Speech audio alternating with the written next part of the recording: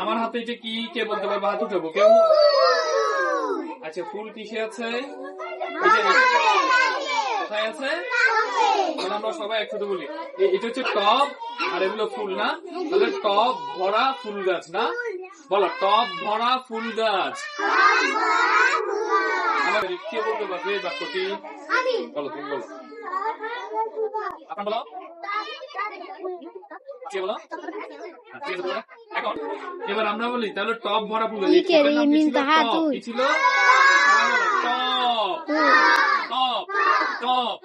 এবার আমরা যদি টবকে একটু টেনে পড়ি, দেখো, টব, তাহলে কি আছে? টব, টব। তাহলে আমাদের আজকের পড়া হবে টব। আজকের পড়া হবে কি? আমার বলে আজকের পড়া কি হবে? এখন আমি টব বোর্ডে লিখবো, দেখো কিভাবে লিখি, খেয়াল করো। প্রথমে মাত্রা দিব, বলো দিব। এরপরে মাত্রা থেকে নিচের দিকে নিয়ে আনবো, এনে বিয়োগ করবো এভাবে। এরপর এই যে বিয়োগ নিয়েছি, এখান থেকে চৈতন দিব, কি দিব?